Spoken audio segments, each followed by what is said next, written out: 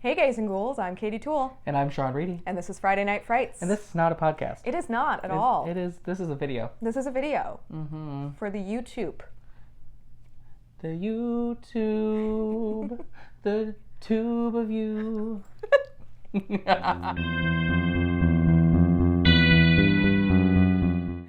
So our current plan is to do one of these every month or so, usually on the first Sunday of the month. And we're calling it Sunday Morning Screams. Because we are ridiculous. We're ridiculous in video too. Like when you can see us, we're even more ridiculous. Oh yeah, Believe this is gonna get weird. But it'll be good. So first off, we wanted to talk a little bit about what we're going to be doing with the podcast from now on. We're going to change up the format a little bit. Instead of doing a full episode every week, which has been a little challenging. A little bit. We are going to alternate full episodes with mini episodes from now on. So on the first Sunday of the month, you will get a video from us, and then you'll get a mini-sode and a full episode and a mini-sode and a full episode. It'll be great. This month... It's not at all confusing, guys. You're on board. I know you're on board. I mean, really, all you have to do is open your podcasting app. We do all the work. Right, exactly. And then you just have to listen. Yes. So, you're welcome. Anyway. Yeah. So this month, obviously, this is our very first one for August. This is our first Sunday morning scream. And then next week, we'll be doing a mini-sode on the Friday the 13th franchise. So obviously we did Friday the 13th last year. Was one of our first episodes. I think it was like our fourth episode. I think so. It might have even been sooner than that, wasn't it? The third or fourth. Third or fourth, yeah. So we said we were going to do a Friday the 13th movie every Friday the 13th, and there is a Friday the 13th this month. So the mini-sode next week is going to be a little bit of an introduction to the franchise after the first movie. Right. Because there was, of course, as everyone knows, a radical departure after the first movie because Pamela Voorhees done got her head cut off, and it's hard to come back from that. So they're like, Jason, clearly. Obviously, let's just bring back the person that was already dead. He's clearly alive, and so his mother's murderous rampage meant nothing. We'll talk about it more in the mini-sode. It's okay. And then on the 13th, we're going to be doing Friday the 13th Part 4, the final chapter. One of two, count them two, movies in the series that have the word final in the title, neither of which are the final movie in the series, which is my absolute favorite thing about Friday the 13th. Hands down, my favorite thing about Friday the 13th. Keep it going. There's always going to be a Friday the 13th. Always and forever. I mean, there is. So, like, the date's there. We may as well just keep making the movies. Just keep making them, yeah. So then on the 20th, we're going to do another mini-sode, and this one's going to be about American Horror Story as a whole. So we might, we're going to talk about the series, we're going to talk about the anthology, concept of the series, and we might even rank our favorite seasons. We might have you know what we should do? We should do, a bracket. Oh, yeah. Yeah. Oh, yeah. I like that idea. Happening. And then on August 27th, we're going to do Candyman because there's a new Candyman coming out, which we'll actually talk about in a few minutes, but it's very exciting. So we're going to do the original Candyman, which is a great movie. Look forward to that on August 27th. Definitely. And then we are, at some point, going to go see that new Candyman and give you a little mini-sode that is a review on September 3rd. So this is also a forewarning that, of course, that there will be spoilers. So... it's a new movie. Right. Just keep that in mind. We'll try to keep it as spoiler-free as possible, but there are some things that are just there are some things that you're just going to know. You say Candyman 5 times, he comes out of the mirror.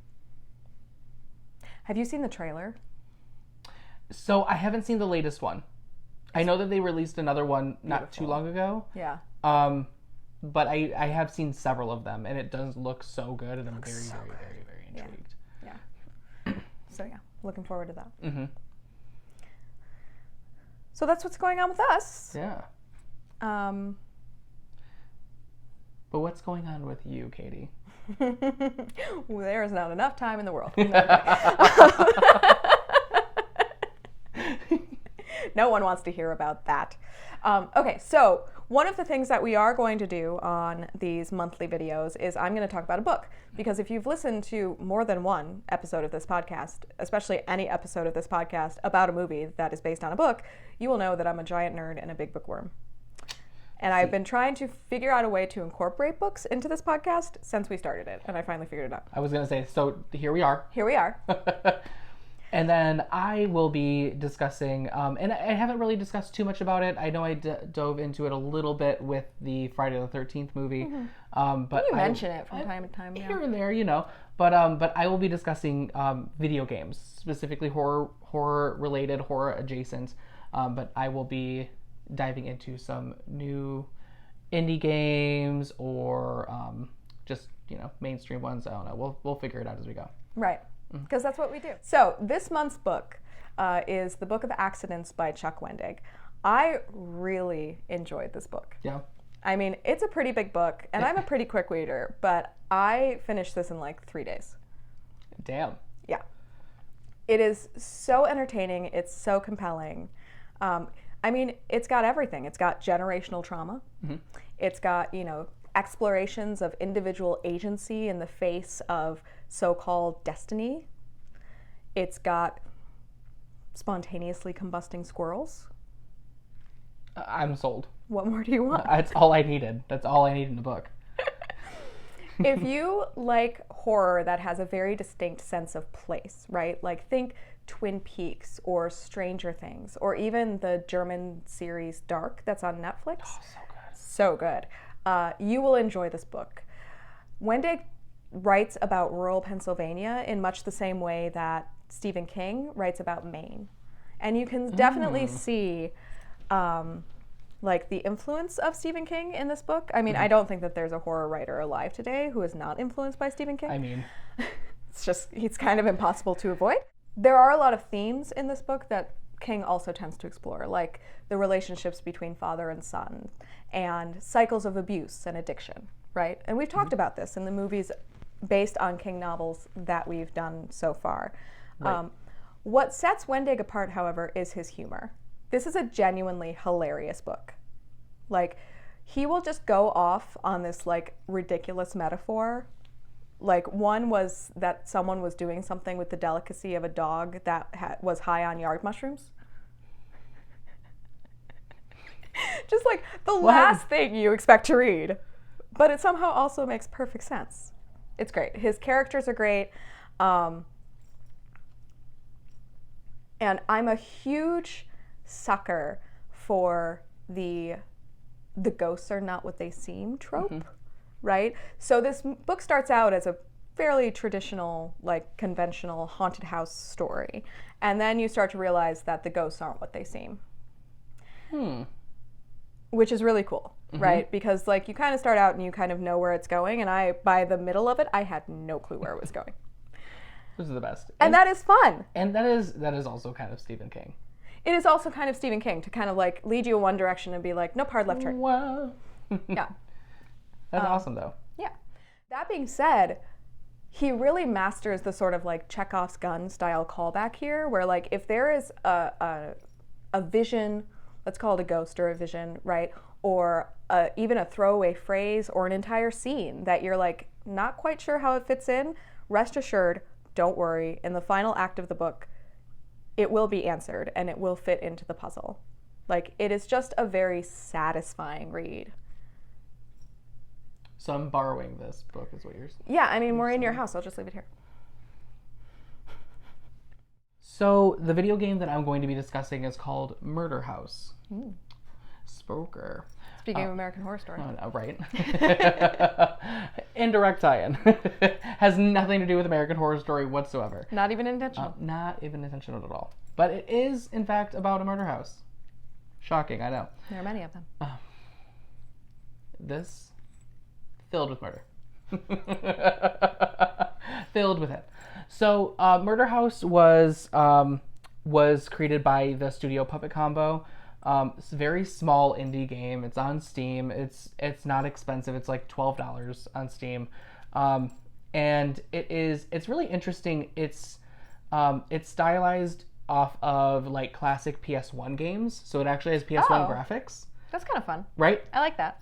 So it's PS1 graphics, and they also have different filters, so you can change exactly how it looks. Because like in the default ones, it looks kind of like a VHS tape, so it looks like you're playing on a classic TV. I mean, we love that. I mean, I'm like the throwbacks, and then the setting of the game is set in the 80s. Okay. So you get like all of the retro all at once. You get 90s, 80s, the best of both worlds, all in there. So this this game is it starts you off in a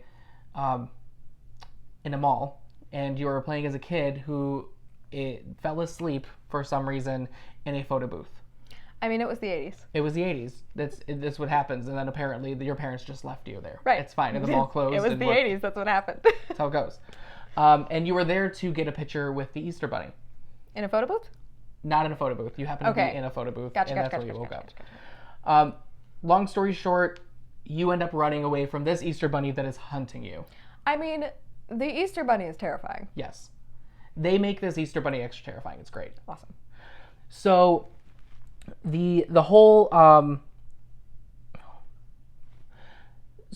thing with that is the Easter Bunny is this man named Anthony Smith, and he is a serial killer. I mean, that would be an excellent job for a serial killer. Right? Also like to kidnap kids, and it's a whole thing. I don't want to ruin everything for you, but I'll get into at least... there is a plot here. Yes. Mm-hmm. So that whole thing starts off the video game. Mm-hmm. Then we jump forward. Okay. The killer, Anthony Smith, has been caught and is dead. Okay. If I'm not mistaken, he was in jail, and I believe he died in jail. I'm forgetting on the exact plot of that, so don't quote me on it. So the rest of this game, you are playing as a film crew. Ooh. Uh-huh. I'm so sorry. Not a film crew, as a TV news crew. Okay, still good. Still good. Still good. Doing a story specifically on this murderer in his house. Choices, people. Choices. Can I ask a question? Yes. Is the house modeled after John Wayne Gacy's house? I would have to look. Mm-hmm. I'm not entirely sure. Are there bodies in the basement? Yes. Okay. So, I mean, like, pretty much, yes. Right. I think that's like the... Yeah. Especially, I mean, I suppose that's maybe like, spoilery, but... I mean, secret rooms and, yeah, there's a whole thing. Yeah, I mean, that's pretty... Yeah. That's interesting. Okay, go ahead. Carry on. So you're going to this house... You're doing an investigation on there. Suddenly, you're being attacked by this dead man. Of course you are. Why wouldn't you be? Why wouldn't that be the case? Now, what I love about this too, so the film crew is like filled with stereotypes. Right. Of the 80s. Of course. So the manager is this like overweight dude with like a Florida shirt on, and he's a douche, and he has sunglasses on, and he has like the hula hoop hair, and he smokes like a chimney. I'm sorry. What is hula hoop hair? That's what I call hula hoop. I don't know. Horseshoe hair actually is what I used to call it. Oh. Where it looks like you just have the horseshoe around your head, and that's it. Okay. Really short. Okay. Bald on top. Like bald on top, and then like just a ring buzzed down hair. Yep. Okay. I can picture it now. I was having trouble before. I mean, to be fair, hula hoop is the full circle. It is not full circle. Can you imagine the full circle? I think if you have the full circle, you're just a monk. Yes. I'm sorry. I was just having trouble picturing it, but carry on. This is what happens when I describe things. So we have the douchey manager. We have the news reporter is like a bitchy, like just grumpy woman that like I actually loved. I didn't like her at first. I was like, man, you're just like going off complaining and being a bitch. And then I was like, I see you because this dude's an asshole. Right. You have to deal with his ass. Mm-hmm. You're hungry. You don't want to be here. I mean, you get cranky when you're hungry. I'm just saying. Like, she just needs a Snickers. She needs a Snickers. I know I turn into an asshole if I don't eat. It is what it is. That's not true. Internally, I turn into an asshole. Okay. And then your main character that you're playing as is the assistant. And then so you're playing as the assistant, and then there's also there's the cameraman. As there needs to be. As it needs to be. So is the cameraman the camera? Do you know what I'm saying? Like, no. Okay. So your point of view, you can see the cameraman. Yes. Okay. That was my question. So you play as third person. Okay. There's like a moment or two where you have the camera, so you're seeing from the camera perspective. But 99% of the game is you in third person. Okay. The controls are PS1 controls, so they're horrible, but intentionally so. So, like, you're in the house, you're trying to record things, you go out to your van is completely destroyed, and you're trapped there. Awesome. Great time, right? Suddenly, Bunny Man shows up. Bunny Man shows up, and people start dying. I mean, cool. It's a good time. I like it because it's like a classic slasher game. The main thing is trying to get away. Right, survival horror. Exactly. And then you're also kind of trying to figure out, like, what the fuck is happening. Right. Like, how is this dead person attacking us? Right, because he's definitely dead. He's definitely dead. Or is he? I don't know. I haven't played the game. But I will. What I also like about it, it's a pretty quick game. It would maybe take you an hour to finish. Oh, wow, okay. It's relatively quick. It's also really fun to me that it does have that throwback to PS1 because it is a survival horror game, because that is when the survival horror era really started. Like, exactly. Yes, there were games that could be called survival horror before then, but like it was really the original PlayStation where you got the games that like set the standard for what survival horror is. Oh, absolutely. PS1, PS2, like in between there. The PS1's really where it started. Yeah. Right, yeah. I mean, I never actually had a PS1. I like adopted in on the PS2, so. Same. We were a Nintendo family. We were. Me too. Yeah. Yep. We had all Nintendo and Sega. We had them all, but not a PlayStation. No Sega games. Or an Xbox. I didn't have an Xbox until 360. Also same. Look at us. That's why we get along so well. It's the only reason. That's it. Because we started off at the same game system. So definitely recommend this game if you're looking for like a classic feel survival horror game, especially something that you're looking for a quick play. I mean, you know I love a good dose of nostalgia, so yeah, it is. I'm all over this. You get a full nostalgia bomb. Awesome. Through and through. Cool. So our last little segment of this video is news, right? Yeah. Everybody needs news. New and noteworthy. So I actually have one. Technically, this isn't happening until September, but it's happening before our next video will happen. So I'm going to say it here because I'm very excited. I heard yesterday that a new season of What We Do in the Shadows is premiering on September 2nd. Have you watched that show? I haven't. Please do. Don't yell at me. I'm not going to yell at you. So many trailers. So here's my thing, and I know I don't need to because I know it's a separate story, but I want to watch the movie first. Okay. I mean, I respect that. My only thing is I can't find it anywhere. I will find it for you. It needs to happen. I just want to find it on streaming because I have all the streaming services. And it was on Netflix for a while, and then I believe it was Netflix, and then they ended up removing it, and it's nowhere. I mean, don't get me wrong. Taika Waititi is brilliant. Brilliant. I love that man. I love everything he does. I think the show's better. Okay, I'll just watch the show. Is there any tie-in to the movie at all? There is none. Okay. The only similarity to the movie is the overall concept of a docuseries about vampires. Okay. It's, in America instead of New Zealand. It's a completely different set of vampires. Like, Taika Waititi doesn't show up at all, although it would be really fun if he did. But yeah, and it is, there are episodes where you can barely breathe. It's so funny. Like, it is so fucking funny. I will do it. I will do the thing. All right. Hopefully by the next month's video, I will have watched at least maybe the first season. I'll try to commit to that. I mean, that's good. Yeah. You start small. But like once you start watching, you won't want to stop. I'm expecting it. I've watched multiple trailers to the show. Sorry, pardon me. And it just looks hilarious. It is hilarious. Yeah. Like, I can't even describe how funny. But yeah, so technically, like I said, that's coming out in September, but I just found out about it yesterday. I've been like waiting for the announcement of when the next season was going to happen for a long time, so I got very excited. So what else is coming out? So I have one, and this is like very early, and I don't know if you've seen it. I don't think I shared it. We have a Facebook group. We have We do. We have a Facebook thing. We have a little Facebook chat for horror in general. And oh yeah, the spooky crew. yes.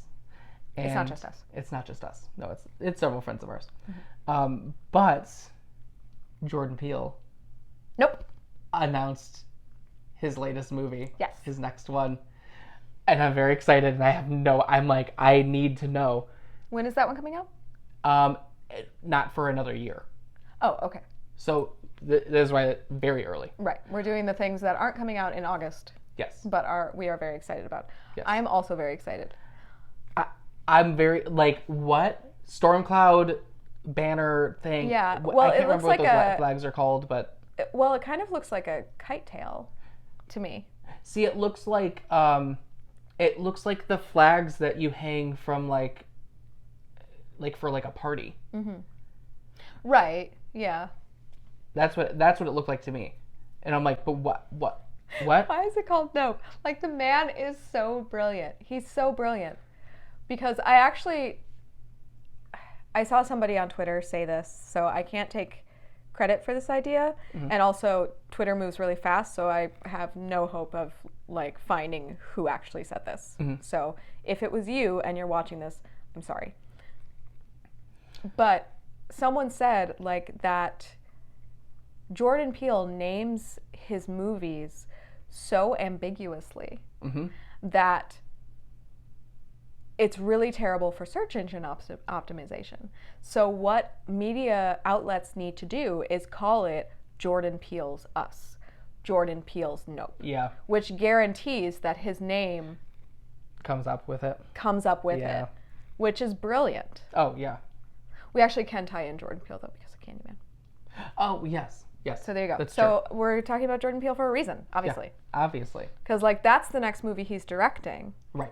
But he did produce the new Candyman. Yes, he did. Which, like, his involvement makes me even more excited for it. But I am really excited for the new Candyman. It releases August 27th. And usually I'm not a reboot girl, which you've probably noticed if you listen to this podcast. Because whenever we do a movie that has been rebooted, I'm like, yeah, I haven't seen the reboot. Yeah, I'm kind of bad at the reboots too. But I mean, yeah, a lot of the time they're not good. Well, they're not good. And like, we live in a world where we have access to so many things. Like, since the beginning of cinema. It used to make sense back in the 40s when they would recycle the same story over and over and over again. Right. When, like, the people in 1947 didn't see the movie in 1943, and so they had to remake it. However, that being said, the problem with a lot of these reboots isn't necessarily that they're rehashing the same story, it's that the story doesn't have any relevance. But when you're talking about a movie that had as much sort of social commentary and as much nuance in it as the original Candyman, you can sort of create a spiritual sequel, and it still just makes a ton of sense. And, you know, with Nia DaCosta as the director and Jordan Peele as a producer, like, you feel confident that this group of people can bring this story into the 21st century and do it well. Absolutely. So I'm really excited. So there is a movie that I've been excited about for a little while, and I really got excited about it. I'm a poster person. You give me a good poster, a good image, I'm going to dive into this film. Hey, listen, I judge every book by its cover. Absolutely. By the way, this cover it's beautiful. Is gorgeous. And once you read the book, you will learn that this cover is actually freaking brilliant. Oh, really? Yes. Like, this is like, small sidebar back into the book. Just like, I'm really excited to reread this book because it's like one of those Easter eggy type stories where you're like going to find things that you're like, oh, that makes sense now and it didn't before. But also just like when I closed the book and look at the cover, I was like, this cover's brilliant. So yeah, I'm 100% with you. I'm a visual person. Mm-hmm. I love movie posters. I judge books by their cover. One and the same. Mm-hmm. The movie The Night House. Yes. I am also excited about The Night House. Which is very, it seems to be very, like, I guess sort of Hollow Man, but like, more so The Invisible Man. Yes. Very The Invisible Man. Very high concept. Yes. And the trailer, like, I saw it and I was like, is this going to actually be good though? And the trailer looks really good. Mm-hmm. So very intrigued by that one. That one comes out on August 20th, so just before Candyman. Okay. Yeah, and also The Night House is getting rave reviews. Like it premiered at Sundance and it's just like it blew up. Yeah. And anytime that a horror movie gets those kinds of accolades, it's exciting. Yes. Because, you know, usually they just don't. Even if they're well deserved. Even if they deserve it, right? Like although I feel like that might be changing a little bit, but it is. Well, especially now, like horror in general has come such a long way from what it used to be. Like, and I feel like there's just a lot more people that are into it. Right. So a lot more people are taking it a lot more seriously as its own genre. Right. Well, and when you're talking about, you know, they're not really making slashers anymore. No, not really. And like, slashers were, as much as I do enjoy a good slasher, they're really hard to plot in a way that's at all interesting. Yeah, because they're too similar. They're too similar. Well, and you need to kill everybody off. Right. Like you have to, the only thing that keeps everything moving is killing everybody off. Mm-hmm. Whereas a ghost story, for example, really lets you develop characters. Yes. Because as I have contended and will continue to contend, the ghost story is never about the ghosts. It's never about the haunting. It's always about the haunted. Yep. So yeah, I am also very excited for that one. So there is also Don't Breathe 2. Okay, so now I have a confession to make. I've never seen Don't Breathe. So I need to see Don't Breathe, and then we can go see Don't Breathe 2. All right, so I'm going to give you Don't Breathe for you to watch. Because if you've not seen Don't Breathe, so first off, you have to watch it in the dark. Okay. Because it's just one of those movies. Right. When I went to go see Don't Breathe in theaters. Mm-hmm. And I've not experienced this in any other horror movie or movie in general that I've ever seen. I'm sitting there and it's probably like at least 2/3 of the way through the movie. And I'm like, ow, my hand hurts. Oh, I've been gripping the armrest the entire time. It was from beginning to end tense. Wow. So good. So good. And based in Detroit. Like, that's the thing. When I read that, I was like, I cannot believe I did not see this movie. Yeah. So good. So good. I did not think it was going to be remotely as good as it was. Okay, so how about this? In a way to, like, hold me accountable that I will actually watch this movie, we'll do it for one of the movies next month. Done. There it is. So there you go. Look forward to that. And then we can do a mini-sode review of the second one. Perfect. We can go see it. Yeah. Yeah. I'm very intrigued as to how they're going to do the second one. Right. Well, Sam Raimi's involved. I mean, Sam Raimi was involved in the first one. Right. But he called it the best concept for a sequel he's ever heard, which is saying something. I'm very intrigued. Right. And it's coming out soon. It's the 12th, I want to say. I might be wrong on that. It might be the 13th. I was going to say, I think it's actually the 13th. Well, because the 13th is the Friday. 13th. Yeah. We just talked about guys. Movies come out on Fridays usually. I mean, a lot of them actually come out on anymore. Thursdays. Yeah, I mean, Marvel movies come out on Wednesday. Like, it's the whole system's broken. They get their own day. Right. Yeah. They're just gonna like break every record ever. Another one that I'm kind of excited about. That's it's coming out a little bit more a little bit sooner. I think it's coming out on the 7th. Okay. Or the 6th maybe. Is a small indie movie called The Stairs. Oh, I haven't heard that one. Yeah, Tell me more. So another like kind of another kind of like higher concept in a way. It's a very small budget movie, I can tell, but it's very interesting looking. So it's apparently like it starts off with like I think like a grandfather and his grandson like hunting out in the woods, and they come upon these stairs. In the woods. In the middle of the woods. I'm on board already. It's this weird staircase that like goes up and then splits off to the side. That's kind of like the start of it, and then all of a sudden it jumps forward into the future. I don't know what happens. Obviously, I've not seen it. So, right. But this other group of people stumble upon these stairs, and it's all about what happens in the woods around them. Right, like what happens when you find these stairs. Yes. I am on board. Yep. It's a very simple concept, and I'm very excited about the execution. Because, tie-in, I enjoy horror that has a distinct sense of place. Yes. I mean, it's in the title. The Stairs. The Stairs. It's about the place. Yeah. I think what caught me, too, is the way that the stairs look. Okay. They almost... Because it's literally just like a set of stairs. They go nowhere. And they go nowhere.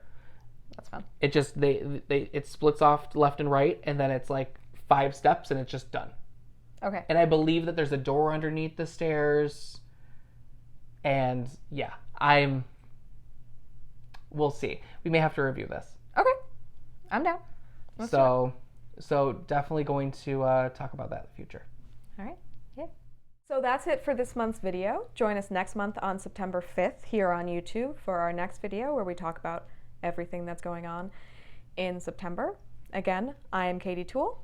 I'm Sean Reedy. And this is Friday Night Frights. This is not a podcast, but we do have one. We do. We do. And we would love it if you would listen to it. Please. We are on Apple Podcasts. We are on Spotify. Rate, review, subscribe. Follow us on Spotify, all the things. We have an Instagram called Effin' Frights Podcast. And I should say this here too, actually. If you are new to this and you don't know, I have sort of a bet going with our listeners that if we can get our Instagram follower count up to 100, I will get a Freddy Krueger tattoo. So follow us, because right now I think we're at like 71. We're almost there. So we're close. We're closer to it than we're not, right? So just throwing that out there. So yeah, our Instagram is Effin' Frights Podcast. Our Twitter is Effin' Frights Pod. We have a Facebook page that's just Friday Night Frights Podcast. We have a website, which is effinfrightspodcast.com. If you would like to speak to us directly, you can scream at us with our email address. It's scream@effinfrightspodcast.com. If I can figure out how, I will put links to all of this stuff in the little link boxes that always show up on YouTube. You can also just talk to us in the comments of this video, because this is YouTube. Yeah. And that's how that works. Let us know what's up. Let us know what you think. It's going to be fun. Let us know what you want to see in these videos. If there's something that we didn't talk about that you want us to talk about, or whatever. Yeah. We are always open to suggestions. So, gays and ghouls, listen in next Friday night. You'll be in for a fright. But until then, sleep tight.